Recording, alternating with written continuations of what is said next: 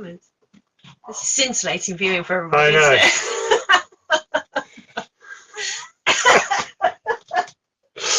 Oh, viewing figure's going to go through the roof. Don't worry, we won't sing. I promise. Okay. So the guy coming back in. Yeah, hopefully. I can see. Alison can see the comments. Yeah, I can see the comments. Alison can see the comments. Just you can't see the comments. Ah! Ow! About my nose! Ow! That really hurt. My God! Ow! God, guy, I'm dying here.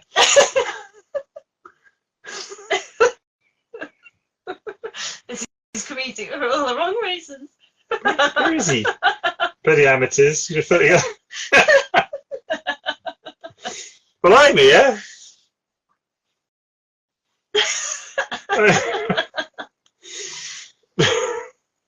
You should see him coming in a minute. Yeah, I should see him come back in.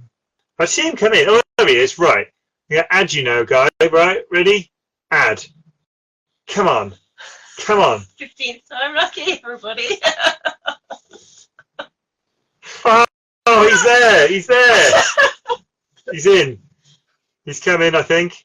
He's there. Hallelujah. I shall leave now. Okay. Thank you, technical help for this. Hello.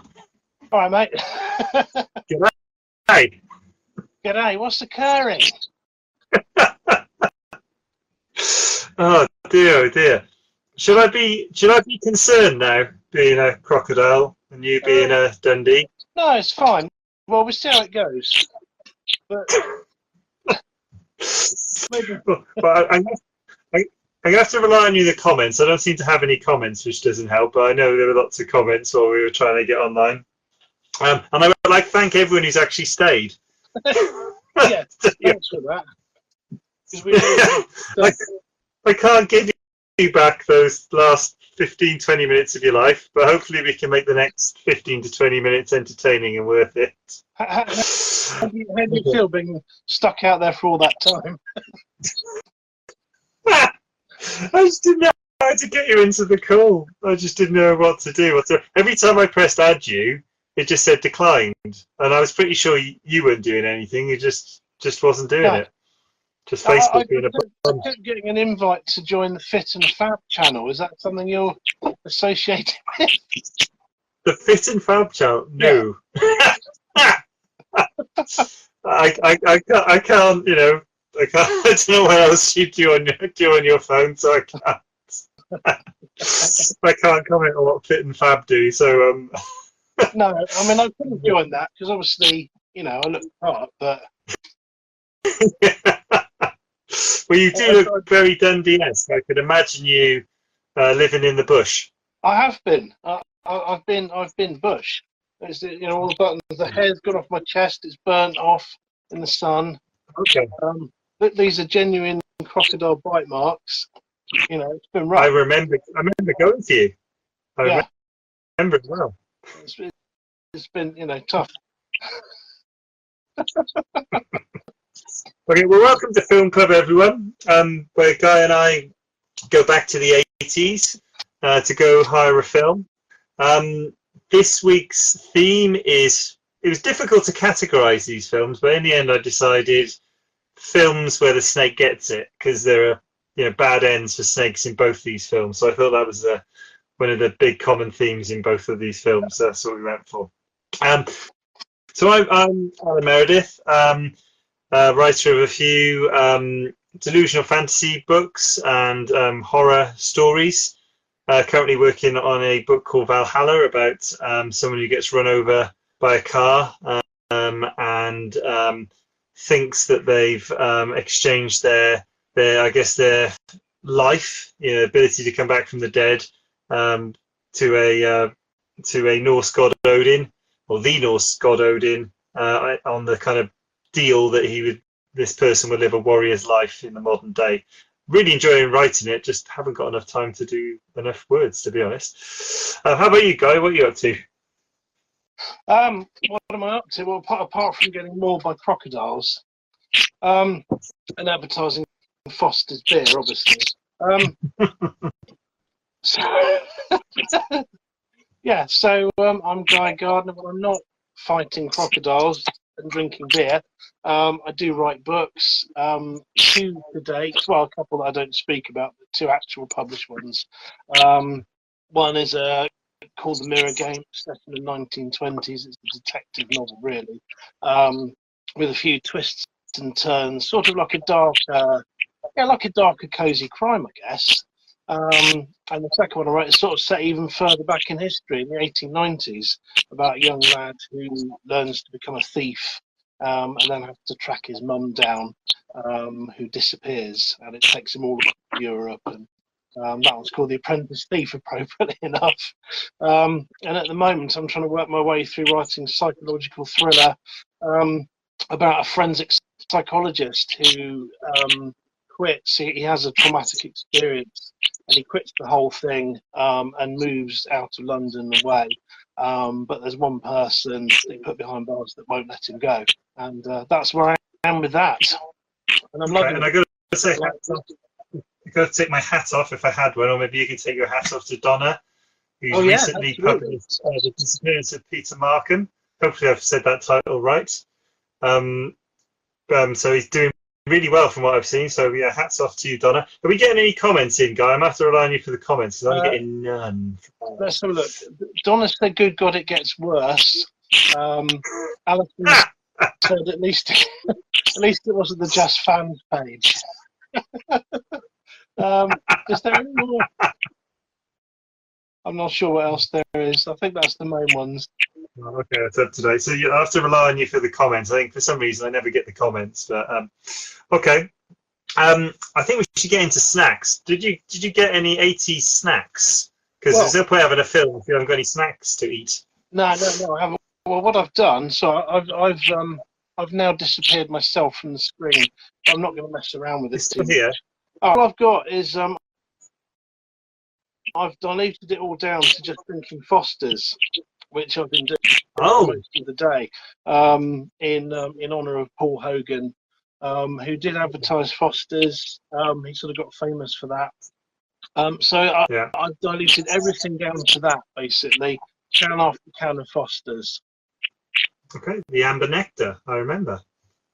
Like an angel crying on your tongue. I've got a few quotes which I will drop in the Foster's ad as well from time to time. But I'm not quite as adult as you. I've talked about it a few times, but I actually made some chocolate angel delight. So I've actually got some of this to eat rather.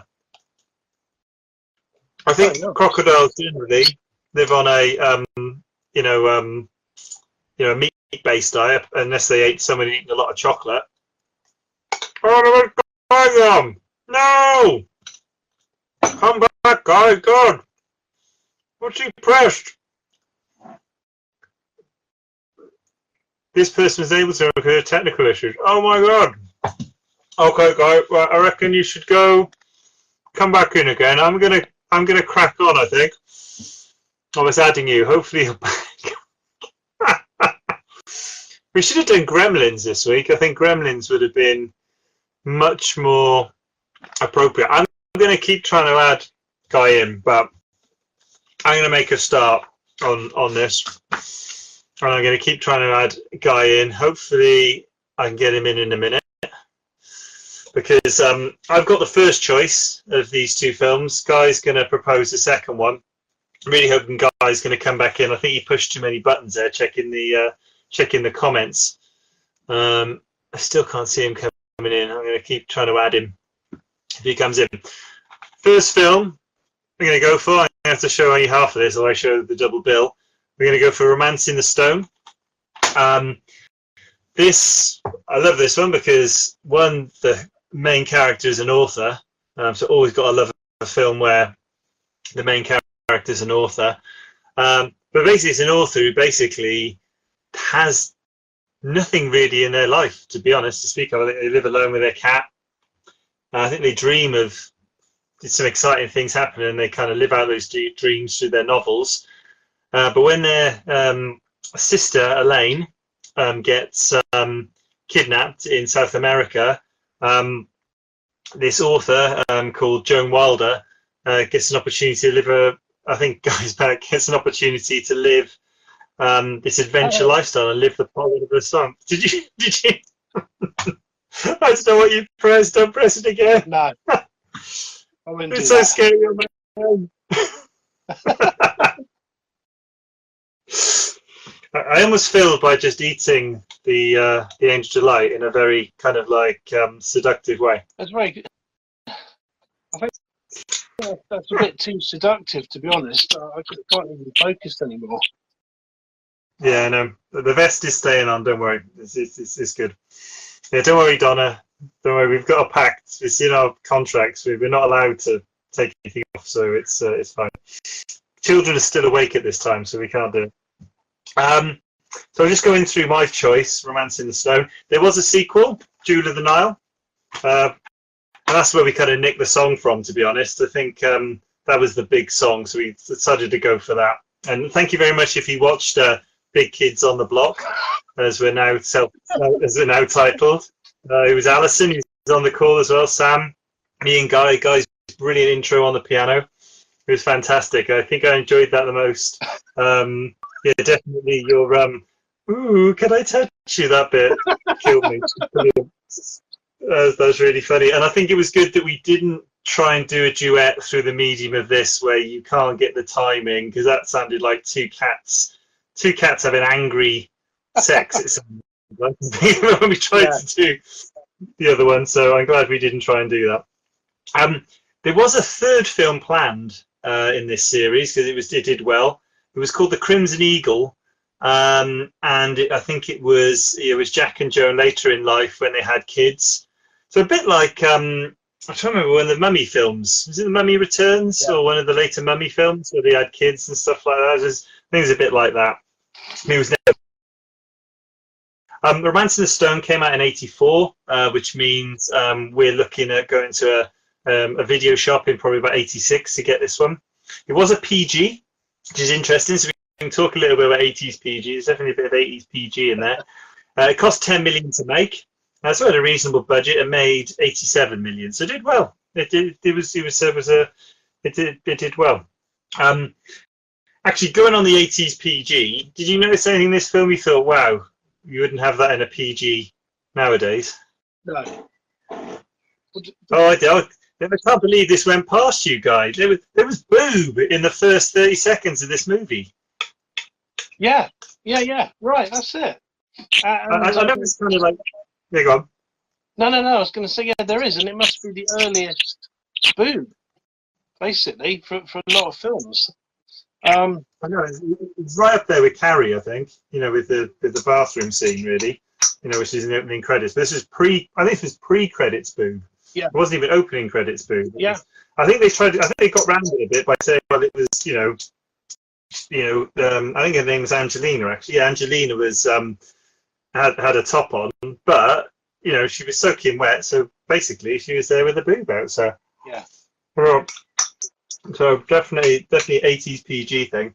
Actually, the actress who played Angelina was actually known for playing kind of. I don't think she ever had speaking parts generally. I think she was just there to look at. But she was a dream ghost in Ghostbusters, if you remember, who took Dan Aykroyd's trousers off. Her name was Kimberly Herring. I think she was basically a model, I think. But yeah, so I think just there for eye candy, I think. So so who's in it? We got Kathleen Turner as Joan Wilder. I really remember from this film more than anything, I think, actually. But she was also in Peggy Sue Got Married, which I'm pretty sure I watched. I can't remember enjoying it that much. Michael Douglas as the main love interest, Jack Colton, Fatal Attraction, Ant-Man. He's also one of the producers of this film as well.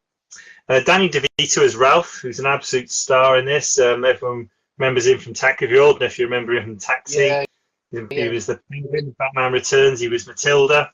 Mr. Wormwood, the dodgy car salesman. I love that. Mary Ellen Trainor, who I love. She's been in almost every film we've reviewed. Yes. She always, and I always remember this as the Goonies mum, because I just remember from the Goonies most of all. But this was actually a debut film. And interestingly, she co-wrote as well. She was actually part of the writing team on this, which was interesting. Anyone else in it you noticed?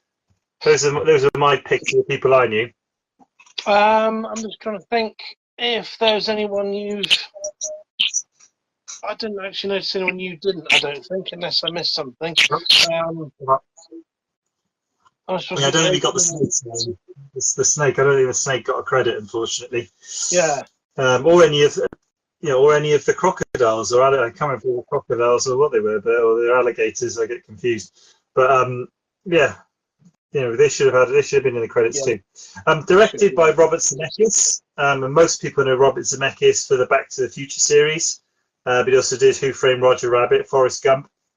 Lot of, actually, if you think about it, a lot of pioneering special effects in the films that he directs. I wouldn't say in this one there is particularly, although where there are special effects, they are good.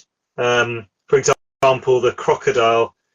Spoiler alert, but these films have been around for 40 years. Yeah, you should know by now. Yeah, actually, I'll try not to spoil it completely, but there is a bit where one of the crocodiles bites off someone's hand, and that is grisly and pretty gruesome, and it doesn't hold back, and I think that's a pretty good special effect, actually. But I don't think there was too much, to be honest, in this film. It wasn't that type of film, really. I thought that watching it last night, it gets very dark at that end bit, where the whole sort of the crocodile bit in the castle, it kind of changes tone a bit, and the biting off.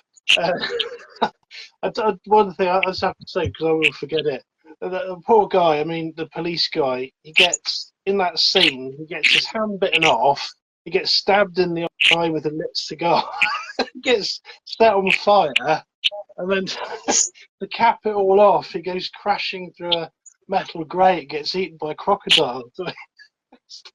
You do actually. You get the impression. I don't know if I didn't see any history of Zemeckis doing horror films, but there's definitely some things in there. I thought, he must have been a horror film fan, because the baddie gets killed in every which way, and that generally happens to a horror baddie. Yeah. There's loads of jump scares throughout the film.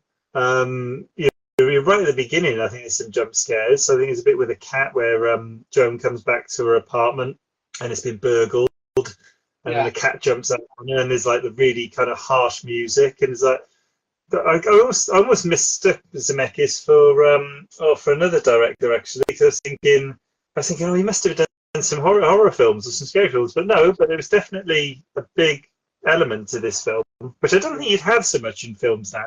If this, a romantic adventure comedy, I don't think you'd have the jump scares. No, I don't think you'd have that. I think they think it was not suitable. I'll try to remember what the director. I'm thinking of the guy who directed The Howling. I can't remember who his name is now. I'm trying to think of him. Because he went on to do Gremlins, didn't he? I can't remember his name now. It's someone to remember on the chat. I can't remember. I was thinking it was him to begin with, but it wasn't. Written by Diane Thomas, who also wrote June of the Nile. And I was thinking, well, that's a bit of a one-trick kind of thing. And then I kind of looked into it a bit, and sadly, she died in a car accident. So really, she didn't have much opportunity to do much more than she did. So she might have gone on to do loads more, because it was a very good script, very witty script. But unfortunately, it doesn't look like she had much chance, or she was, in the mortal realm, to do any more. Yeah. Music, Alan Silvestri, a major collaborator on lots of Zemeckis films, but the one I want to point out that he did, which I think is one of the greatest soundtracks ever made, he did Predator, and I think people don't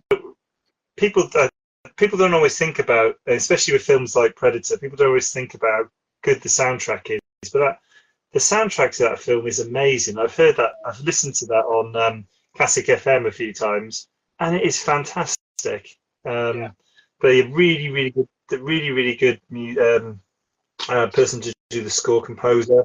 It's supposed to be a temporary one, so they got someone else, but actually it was so good they kept it. And really good, and I think it launched Alan Silvestri. I think both Zemeckis and Silvestri kind of went together on a journey in film because of it. Okay, right. So any funny bits that jumped out to you? I got to keep looking at you, side. Yeah. it's making you look more crocodile-like, actually. It's like I'm like killing something. I feel like I'm in your jaws, being gradually sort of shaken. I can do that. And that's kind I did. The funniest bit was that bit at the end with the bad guy. I just did, and I'm sure it wasn't meant to be a laugh, but I just thought, what a day! You know, stabbed in the eye with a cigar, hand bitten off, set on fire, then torn about by crocodiles. It's just horrendous. There's loads of sort of funny ones with Danny DeVito. He's sort of great in the film anyway, isn't he? And he kind of makes both of those films. In fact, the trailer for the second one, he was in the trailer, wasn't it? I don't know if you... I remember seeing it in the cinema. And he's in a phone box. And then all these sort of horses, like riders, come charging over the hill. And he says, if I got to go, you got to go. And that's the trailer. It's like a real teaser. It's brilliant. But yeah, that was... getting back to that was the funniest bit. It just it cracked me up. I don't know what it says about me. I agree with Danny DeVito. I think he did some brilliant bits. There's a bit where he's pulling his wanted poster off the wall at the police station because he's like stuck at the police station and he falls off the side. So proper like physical slapstick. I love that. I think there's a bit where he's talking to his cousin Ira about why he didn't follow Joan and Jack into the jungle, and he's like, I have a car, I am not Tarzan. He's got a little Renault thing. And yeah, I think there's also a bit at the end where he's trying to sneak the jewel, I think, out of Joan's handbag at the kind of fiesta. And as he's kind of like trying to sneak there under tables, he gets caught by some woman who's eating a dinner, who doesn't appreciate him being under her table, and she like takes him over to the side and gives him a good pummer. It was funny. So I thought he was brilliant. I thought the fact that the town drug dealer was a massive romance novelist fan, that was brilliant. So he was absolutely starstruck to see Joan Wilder, and would do anything to kind of help her, which I think is brilliant. And then there's this with Jack Colton as well, which I really like. Like when he throws the marijuana on the fire, and he's like, "Yeah, that's what we call a campfire." So I like that bit too. You know, and it's like you see that as a kid, but you don't get it, do you? But like, and he does it a couple of times, doesn't he? He's like properly stoked at the end of it. I really like the bit where they come over the waterfall as well, and I think Joan Wilder's having suspicions about Jack, and then she's kind of tells him that he went on the wrong side of the river on purpose, to get away with the jewel, and he's like, "What do you mean we just flew over a waterfall?" He's like gesticulating all over the place. I really like that bit as well. It really makes me laugh. So how can you plan that? Yeah, it's great. But I thought it was really good. Really good. Bit is when Danny DeVito gives that police chief guy sort of jumps in the car, and he's wanted anyway, so he's trying to sort of talk to him. No habla Americano in sort of like Bronx like accent. And the guy's, "Don't I know you?" This is brilliant. Oh, by the way, I don't want to lose you again, because I don't know if you checking the comments, I lost you, but any comments have come in. I can't see. I'm trying to avoid touching the phone. Alison said it was Joe Dante. He also directed one of my favourite movies, The Butterfly. I'm really low to scroll down the comments. When I watched this, I thought it was a Joe Dante film to start with. So I was thinking with the jump scares and the horror, I thought. But then I was mistaken Robert Zemeckis for Joe Dante. But thank you for that. Yeah. Okay, if there's anything else on the comments? Alison just said you must be French. Oh yeah, is that the bit with Danny DeVito, isn't it? In the car, I think that's what Solo says, the big bad guy. That's right. Yeah. That's it. There's some great 80s things in here that seem to happen loads in the 80s. There's a slide sequence So they both slide down the mountain, and then maybe think of the slide sequence in the Goonies. Yeah, as yeah, well, yeah. when they get to the parade. So I thought that was very, very 80s. The other thing I thought was massively 80s was they put well, it was a Jeep, but a car jumping over a bridge or jumping over a river on a broken bridge. Yeah. And obviously that happened with Smokey and the Bandit. Yeah. In the Cannonball Run, the truck jumped over a train. Yeah. And then Dukes of Hazzard, it happened every single week, didn't it? Every week. Yeah, yeah. There's a Bond one as well where the same thing happens, and I think it's even I can't remember. Is it the man with the golden gun? Oh, I think it might be. Yeah, please correct us if you got that wrong. It's like because it's got that American sheriff, isn't it? And they're kind of he's a bit like Buford T. Justice, but he's exactly. Or maybe Buford T. Justice came later, but yeah, it's almost like a corkscrew jump, though, isn't it? It's not like a straight jump in that film. They kind of spins the car because it's kind of. Yeah, I remember that. Yeah, I think it was. I think you are right. It was the man with the golden gun. I think you're right about that one. Yeah, but anyway, we'll get corrected. I'm sure we will. Did you have any interesting facts from this film? I've got a few. If you haven't got any, I know this wasn't your film. I know this is not the film you're proposing. No, that's right. No, I've got a couple. The people considered for the role but turned it down. I'll go with the least weird first. Sylvester Stallone didn't do it, and he later sort of said he regretted it. Clint Eastwood also considered. Paul Newman, but he said it looked too violent and he didn't want anything to do with it, which is not really sort of super violent apart from certain bits. But Jack Nicholson was another one offered the role and turned it down, and I just can't see that. I mean, I suppose it would be cool, but it would be creepy. It would be hard because this is kind of like you couldn't imagine two other people apart from Kathleen Turner and Michael Douglas in these roles. No. So you can't see it. I think they're kind of a bit like Eddie Murphy in Beverly Hills Cop. You couldn't imagine anyone else doing that role. No. So I think that's why it's hard to think of these other people, isn't it? It's really weird because it's like your brain, I suppose, because you're so used to seeing the films and they're part of your childhood, your brain doesn't accept it. It's like Robert Englund auditioned for Han Solo, and he was the one that, if anyone doesn't know, that's Freddy Krueger, but I'm sure you do.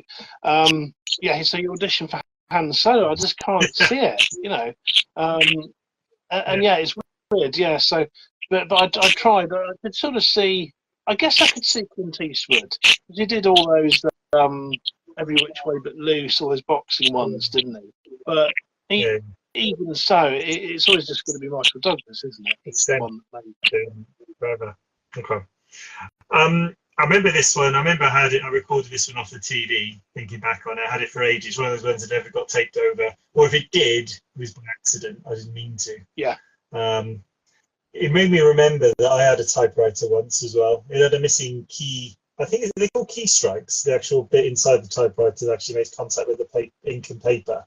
I'm not sure what that bit's called, but it was missing one of those. So I typed things on it when I was a kid, and then I think it was an L. It was missing an L, and then I'd have to go in and put all the L's in with a pen afterwards. It made me think of that because Joan Wilder was writing her story on a typewriter. What else? Oh, that kid with the bowlers. That was hardcore. That way they kidnap Elaine. He's only like about, I don't know. He's probably older than you think, but he's probably about 10. Yeah. Taking out adults and stealing their cars or kidnapping people. I got really obsessed with having one of those when I was a kid because I quite liked sort of guns and stuff. And I just thought it'd be the coolest thing in the world to have one of those and just be able to take down anybody. And I think I sort of made one, and I was sort of smashed myself in the face with it and then left it after that. But it's things like that you just, I do anyway. Maybe that's not normal, but but yeah, it was just the most awesome thing ever. I just wanted to be that kid. Yeah, knock someone out and then take the car. What could be more fun? So you went taking out pensioners on pension day near the post office then with your bowlers and running off with their pension money. Yeah, absolutely. But I wasn't accurate enough to do that, so Yeah, Alice has come up with a comment here. Random fact: Mary Ellen Trainor, who played the sister, was also a writer of the movie. Yeah. yeah, yeah, yeah, definitely. That's a really good fact, actually. In the 80s scenes, and it reminded me of Arthur a bit. But I think just because Arthur was in the 80s as well. And the other thing I love in it, and it seems to come up lately, I love this in films. I know it sounds really stupid. I love a pump action shotgun in a film. I think there's something very, very cool about it. I think I think I think it's in Masters of the Universe where it's the guy who plays the headmaster in Back to the Future's in it, and he's kind of funny realizes he's in this battle and decides, oh, I need to get involved, and he's like shooting Skeletor's forces with his shotgun and stuff. I just look, there's something about a shotgun in a film. I'm not quite sure that pump action shotgun thing action, which I really love. It came up a lot in 80s films. Yeah. And you've generally the heroes had a pump action shotgun, but yeah, obviously Michael Douglas had one in this film. A couple of dodgy things. Well, a couple of things that didn't quite sit right with me though. A stash of Playboys for a jungle track. I mean, if you're kind of trekking through the jungle, it's not probably wouldn't be one of the highest things on my priority list, to be perfectly honest. If it was any time I was going to take a break from such activities, it would be on a trek through a mosquito, sort of snake riddled forest. But I thought that was a bit weird. Is Jack Colton's stack of Playboys?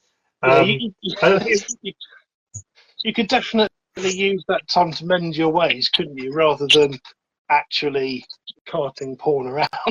It's almost as if like I couldn't leave it at home because my mum would have thrown it out. So I had to take it with me.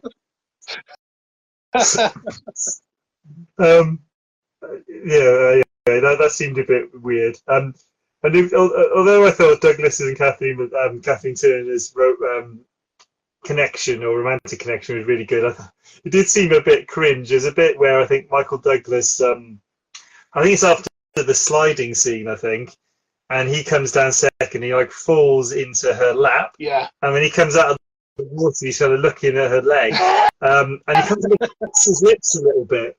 And I thought that's a bit. Yeah. That was a bit cringe to me. That little licking of the licking of the lips. I didn't sit quite right. No. What else did I have on my list? There's some things I nicked from Internet Movie Database. So spoiler alert, I nick a lot from Internet Movie Database. The studio execs were so sure that this film would flop that Zemeckis was fired from working on Cocoon, which was supposed to be the next film. But as these things tend to do, these things work out. And actually, the film was a massive success, which gave Zemeckis the leverage then to do the Back to the Future series. So it all worked out lovely, which I'm sure he would have done later. But Back to the Future came out in '85, the same as Cocoon. So even when things go crap, I'm sure at the time Zemeckis was very annoyed. It all worked out really good. Other things, Michael Douglas and Danny DeVito were roommates when they used to live in New York, which was quite cool. Might explain why they had quite a lot of connection and stuff. You can definitely see that in their relationship, which was cool.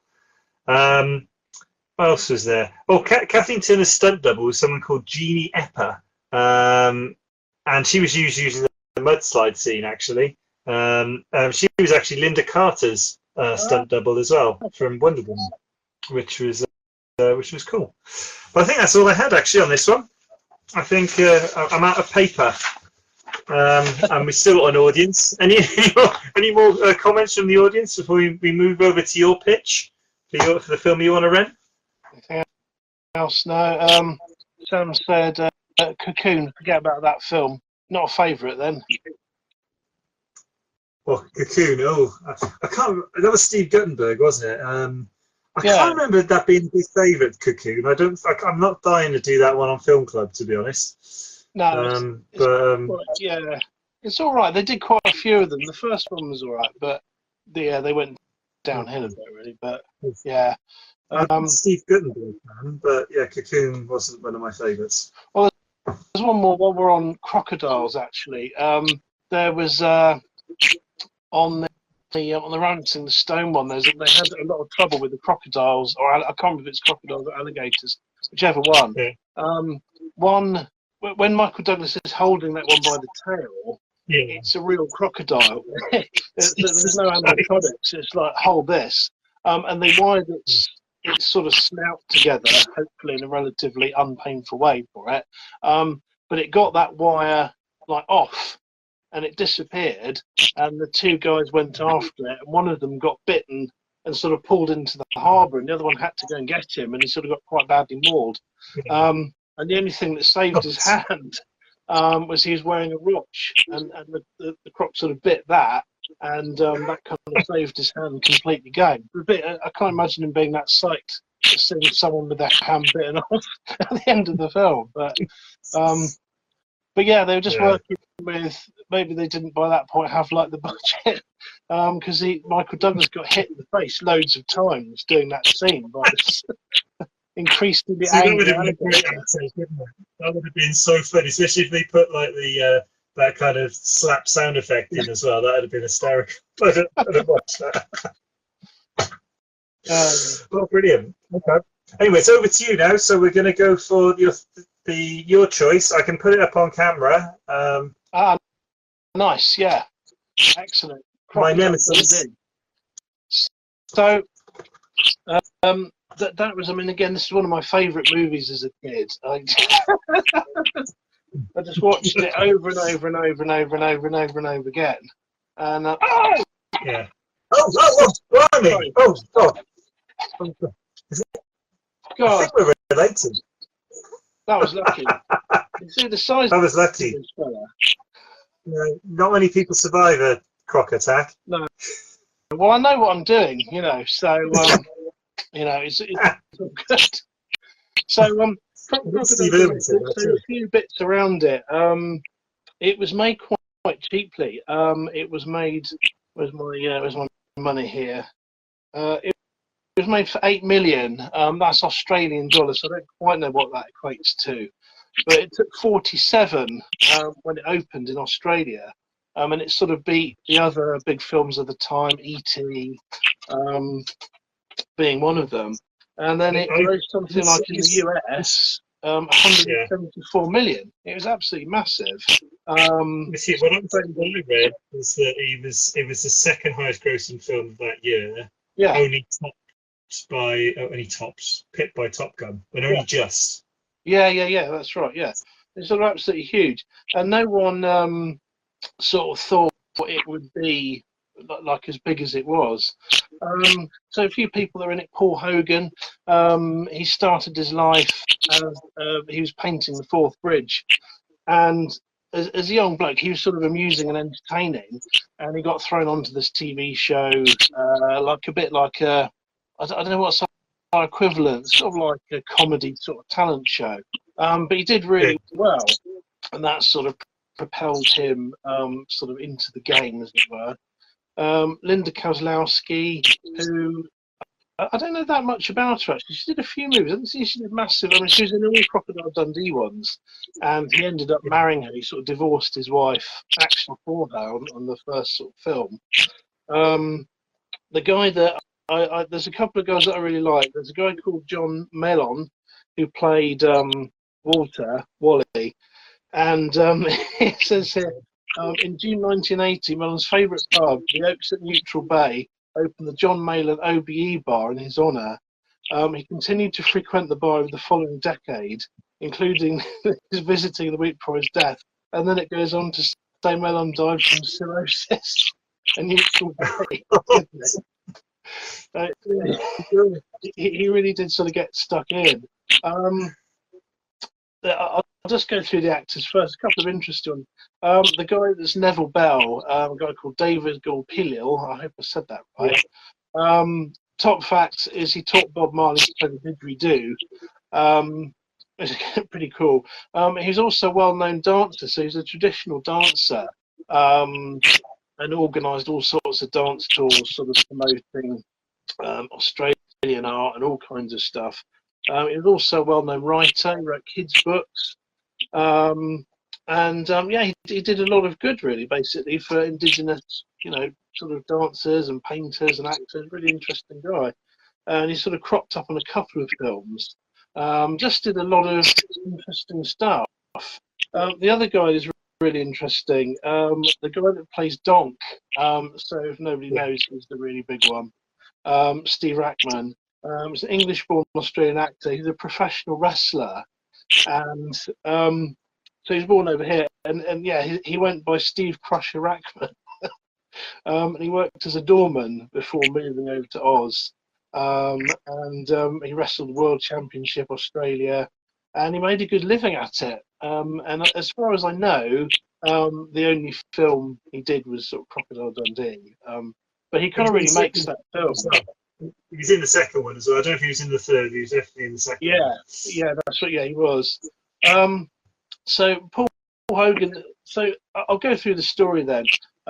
It's this reporter played by Linda Kozlowski who goes over to do one sort of final scene, one from the story on this guy who's allegedly had his leg bitten off by a crocodile and crawled sort of hundreds of miles through the outback. And when she gets there, it turns out to be not exactly true. And he sort of made some of it up. But of course, the first scene, it's one of those films where you don't see. It's the same with Romancing Stone, actually. You don't see the kind of main guy for some time. So you don't see Paul Hogan for quite the first bit of the film. And the first bit you see him is this Bowie knife into the bar, which he's thrown from the door, followed by him wrestling in with this alligator, which I think I did a pretty good job of recreating, even if I do say so myself. And then so she goes with him around the outback. She gets sort of attacked by a crocodile, which was an animatronic crocodile, but the one they used is now 80. He's still alive, the Crocodile Dundee. His name's Bert. Yeah, so he's 80 years old now, so he's still going strong. And then it's a fish out of water story. So she's in the outback. They're sort of together. They gradually fall for each other. Then she invites him to New York. And it's a sort of culture clash thing, really, which I kind of like. So it's romantic comedy, adventure. But I really like the culture clash element. And of course, when he goes to New York, he sort of meets all these kind of people, and he's completely himself. He's never fazed by any of it. And he's just this sort of quite good action hero, really, because he doesn't actually kill anybody.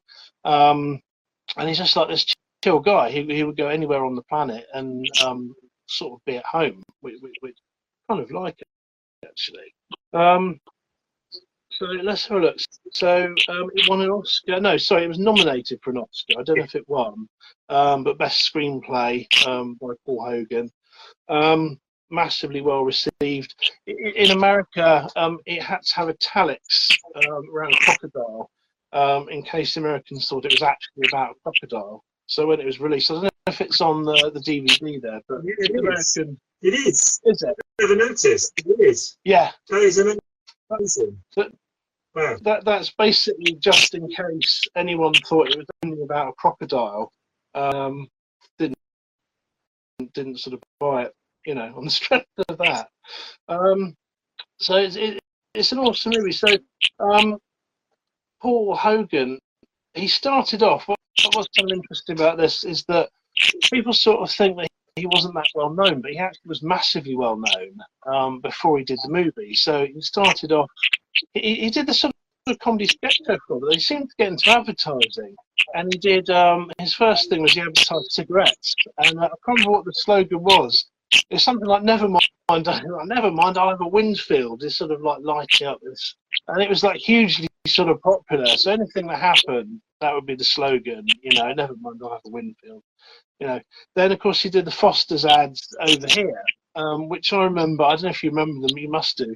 Being on telly, and there was loads. They put him in like every conceivable situation that is possible for him to comment on.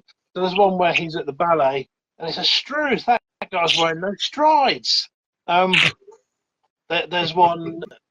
That's the best It's a couple more, but it's all basically around him being Australian, and he built like quite a name for himself, being this sort of Australian sort of character, throwing another ball on the Barbie. And then when he made the film, he was just like carrying on that, and he used the guys that he'd done all the adverts with him, and they made a feature film because it's like massively successful. So it's a sort of clever bit of advertising, really. The guy that I should also mention, I'm just going to find, is a guy called Rod Ansell. I don't know if you've heard of him. You probably won't have done. He was the real Crocodile Dundee. At the start of it, when they asked Paul Hogan, so who did you draw inspiration from? To begin with, he said, "Oh, nobody. I just really like the character. When I visited New York, I had the idea for the film." But he later sort of admitted it was this guy called Rod Ansell. So Rod Ansell was the real Crocodile Dundee. He did have a boat accident and he had to call to safety. He had sort of two dogs that he also sort of saved. So he brought them with him, so he sort of went through the outback, crawled through the outback, saved his two dogs. He drifted out to sea, he washed up on an island, he got the whole sort of thing. 56 days, he was completely kind of like struggling for survival. No one sort of thought he'd survive, but he did. So he then became a bit of a celebrity, and he opened this sort of farm, and then it sort of didn't do very well. And by this time, Paul Hogan had sort of made this film. And this is where Rod Ansell's life probably diverts slightly, is that he then decided he'd grow marijuana and live on this Aborigine reservation. But like neither of those things worked out very well. And he ended up ambushing these two policemen. He decided that methamphetamine was the way to go. And he ambushed these two policemen and tried to kill them. And got jailed. And if that wasn't bad enough, when he got out, he tried to do a real Crocodile Dundee tour. He's like, "Look, I'm the real Crocodile Dundee," and he got sued by Paramount. Like, really add insult to injury. Poor guy. And then sort of faded out of existence after that. But I kind of thought it was cool to mention him because he never really got the credit that he was due. He sort of stuck there in the wake of Paul Hogan. But back to the film, there's loads of sort of great scenes that when he gets, he goes to New York and these guys sort of try and mug him. That's probably the most famous one, and they get out this sort of flip knife. And he says, "That's not a knife, this is a knife," and he pulls out this Bowie knife. Yeah, exactly, call that a knife. And all sorts of ones, anything sort of with the culture, anything to do with it, they kind of send up, and it's sort of brilliant. Did you have any particular funny moments you liked from it? I quite like the bit. There's a bit with Donk after they have a bit of a Crocodile Dundee kisses him to make him spill his beer. I think you hear someone in the background saying, "Come on, kiss Donk," and you can see Donk is still really annoyed by the whole thing. You see him like spin around, like he said. I liked. I think most of the comedy was around Dundee, to be honest. I like the thing he's pretending he's having the time of day by the sun, but he just like hides his watch. Yeah, he's like off to see. That made me laugh. Yeah. I like the thing he did with the kangaroo, where he's like shooting the hats off the city slickers. Yeah. I think it's a kangaroo with a gun. That makes me laugh. I think it's quite. I think it's quite funny. He bangs his head when he's kind of spying on Sue in her swimsuit. That bit really makes me laugh. Yeah. I thought that was interesting. Actually, there was an interesting bit about that as well, because one thing I found really interesting about that bit, and I guess it's kind of a lot of changing attitudes, and I think these are kind of really bad attitudes, actually. You can clearly see a little bit of cellulite on Linda's bum.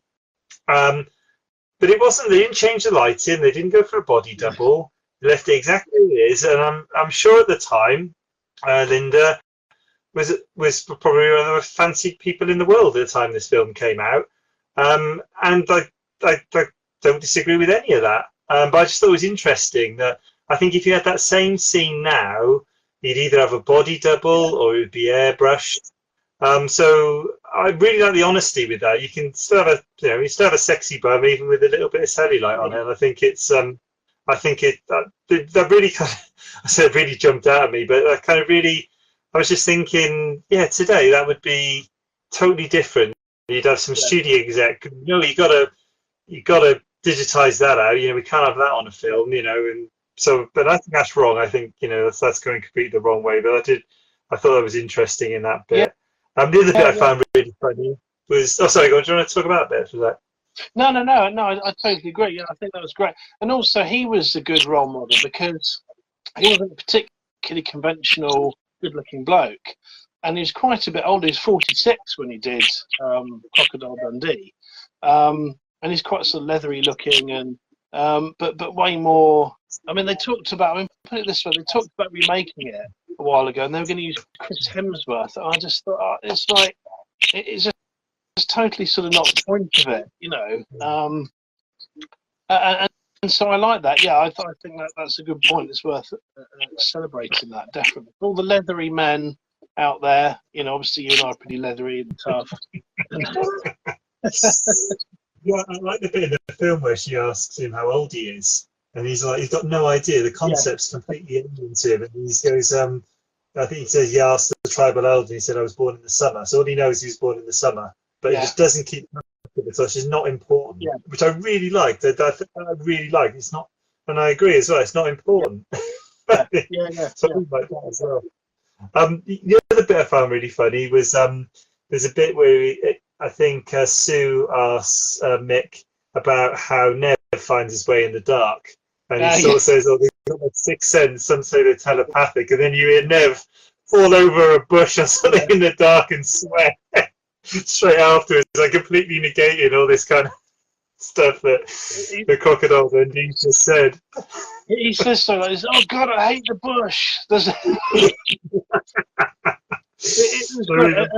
He was the complete opposite to that in real life. He was absolutely, like 100% Aborigine. But it was so funny that he sort of played that part really. It's like a small part, but he plays it really well. And that's another one actually. She says, do you mind if I just take a photograph? And immediately, you can't take my photograph. And so I'm sorry, you believe it'll steal your soul away. It's just, no, you've got the lens cap on. I just love that. Yeah, I thought it was funny too. Those are my funny bits anyway. I didn't know any other, but it was littered. It was a comedy film, so it was littered with them. Yeah. There was he cooks up all those bugs. That's a good one. Right at the end, he cooks up all these gigantic bugs and like he's barbecuing them away. And she says, "You're really going to eat that?" And he says, "Oh yeah, you can live on it. But it tastes like shit." And he gets out a tin of beans, opens it with his knife. That's really good. Yeah, I like that too. Okay. Did you have any interesting facts about the film? More interesting. Let's have a quick look at my facts thing. The Rob, poor old Rod Ansell. I felt bad for him.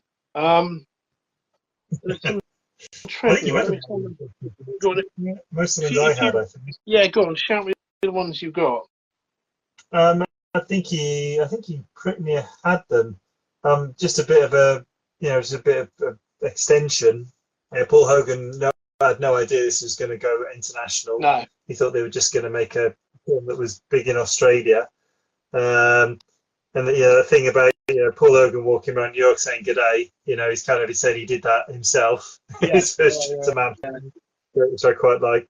And the only other bit was there was a cut scene with Melissa Joan Hart, who was Sabrina the Teenage Witch, where I think she falls over and hurts her leg or something, and Mick heals her or something, and they cut that from the film. Yeah. I don't think it's probably good they cut it, but it was interesting that Sabrina the Teenage Witch was in this film. But I didn't have any other interest apart from getting down to the nitty gritty of deciding which film. But I thought we could do this with a bit of sort of break it down, because one thing I like about both films actually, it had everything thrown into it: action, romance, comedy. I didn't say a bit of horror, a bit of jump scares in both. So I thought if we kind of assess it in that way, we can maybe get to an answer. We also throw out to the audience as well. Anything more in the chat before I do this bit? Oh yeah, Alison. Yeah, that's right. The In Excess singer Michael Hutchins was one of the film's investors. Yeah, that's right. Yeah, right. I think they did a song for it as well. They did some of the music. I can't remember what, and I don't know if it ever actually appeared on the film, but it was music written. Then there was a song written for Romancing the Stone as well, actually, which didn't appear in it. They never used it.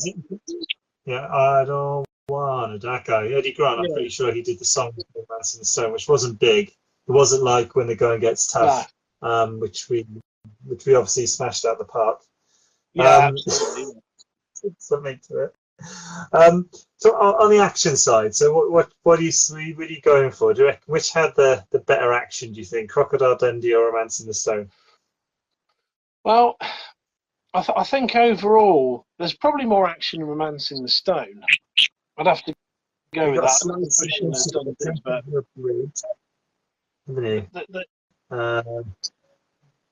I would say because there's the whole sliding, there's rope bridges, there's car stunts. So I'd have to go romancing on that one.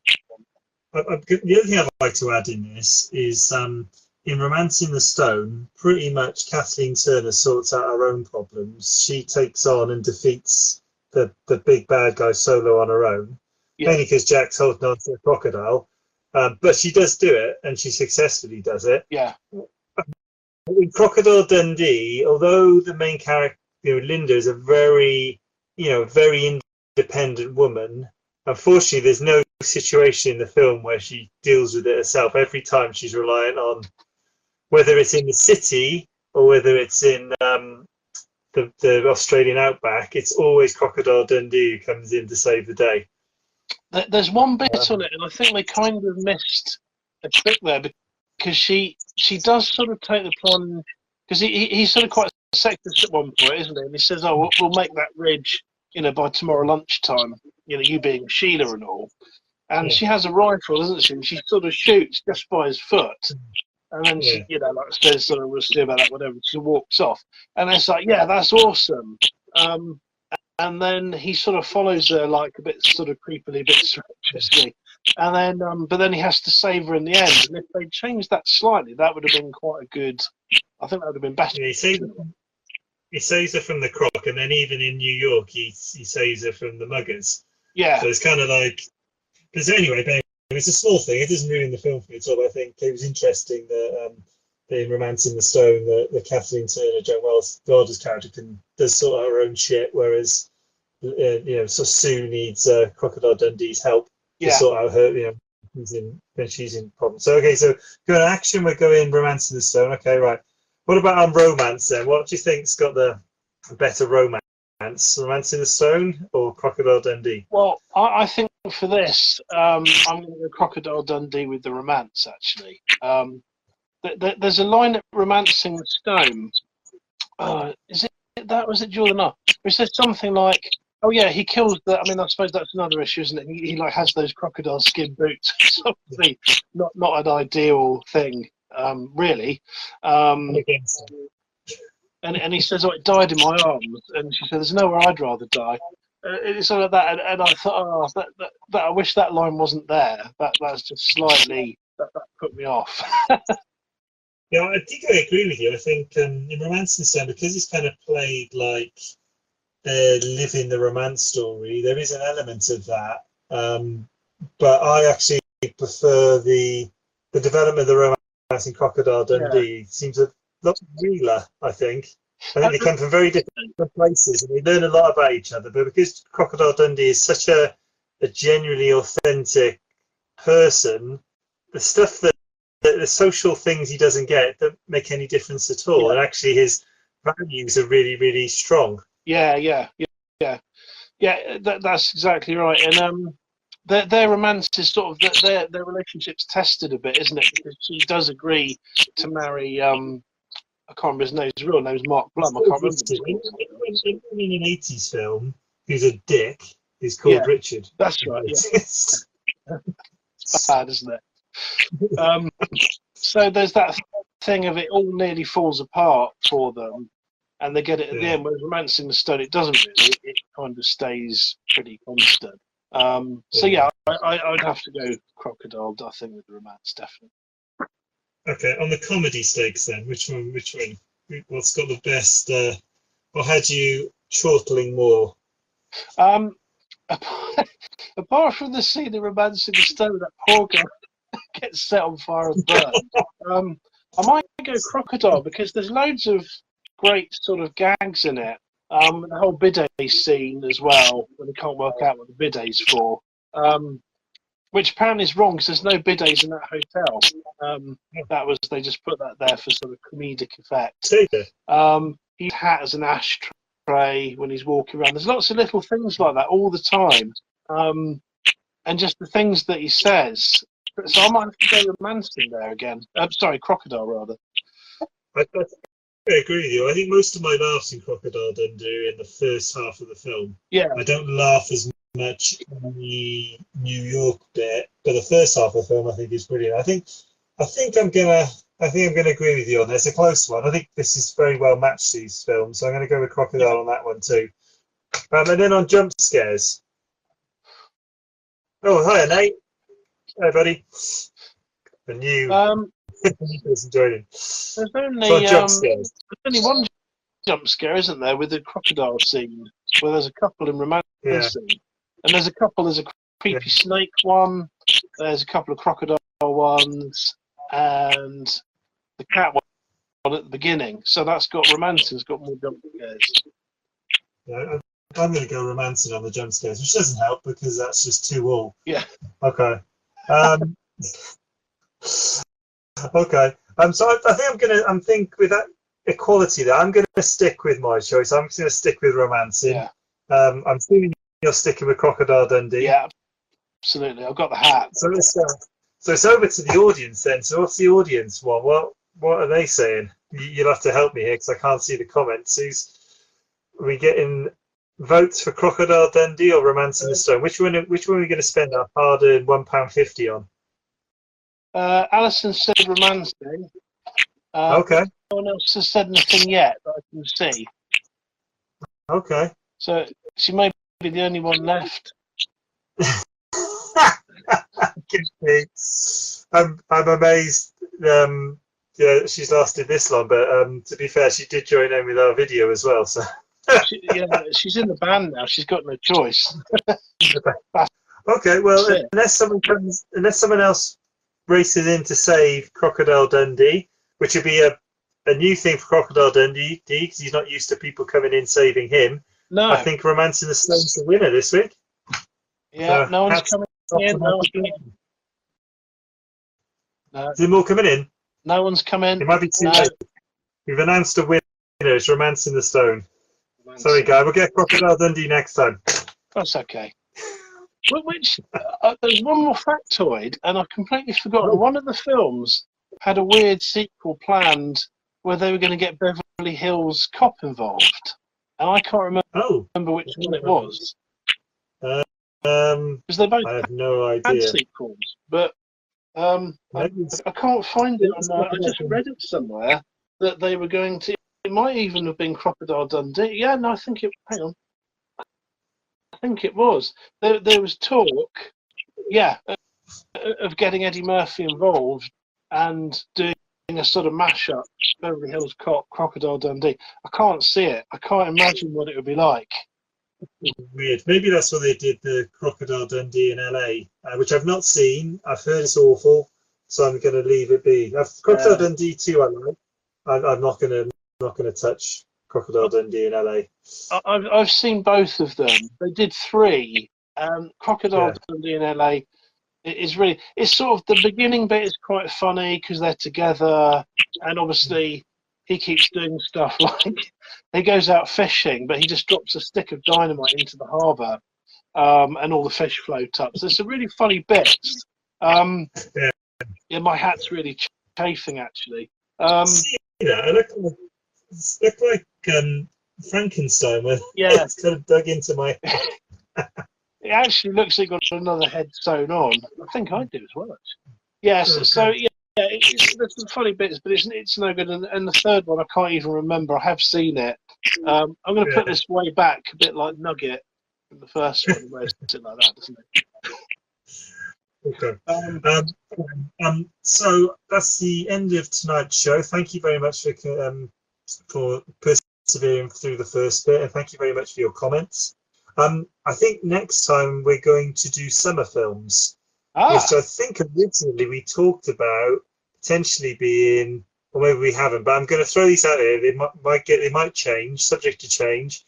I was thinking American Vacation Yeah. versus Weekend at Bernie's. So we'll go for it's some summer films, but maybe we'll change our mind. We did change our mind on this one. It was originally which one was it? Was it Romancing the Stone versus King Solomon's Mines? Yeah. Then you watch King Solomon's. Well, the thing is, I saw King Solomon's Mines when I was a kid, man, and I thought it was really good. But I was 10. Oh my god, it was so bad. It's currently on its way to. I think it's on its way to the charity shop now. It was like there's not many films I don't finish, and that I couldn't finish it. It was that bad. It aged really, really badly. It was horrendous. I feel bad. I think it was a bit where Watch it. there was a bit. Oh, was it? There's a bit in it. It was supposed to be an action sequence where what's his Quartermain was fighting a bad guy under a train, and they're just hanging under a train punching each other. It was the worst sort of action I've ever seen. It was terrible. It was such a bad film. Even like the bad guys who were supposed to be like big bad guys, musty bad guys, you could see they were just in padded jackets. It was so, and the script was bad, and there was loads of oh god, you know, sort of a little underlying racism as well. It was a horrendous film. I was just like, oh my god. And I understand things were done at different times, and I do get that. And films we watch for film club, but it was just bad. It was so it might be subject to change. But at the moment, I'm thinking American Vacation versus Weekend at Bernie's. But obviously, we will let you know if that changes. Guy and I will go decide what that'll be. But I think summer films should be the theme as we're going into the summer holidays. Nice. Yeah, well, sorry for making you watch that film. As I say, when I was a kid, it seemed great. It was. But I did offer to send it to you, didn't I? But you politely refused to receive the. Alison said the pain of sacrifice of making the costumes. Yeah, well, we do it, Alison. We do it gladly for entertainment. You know, it's we sacrifice ourselves. Alison had cut some of his head off. It looks like it's just going to fall off. If you lean over, it's just going to be a brain. Yeah, that's brutal. And she's also said you need to do some swashbuckling movies only because we need to see you both in tights. Yeah, no, fine. Yeah. I mean, I am actually wearing tights, but you know. Yeah, if I stood up now, you would see. Well, yeah, you'd see. Basically, there's no more to add to that statement.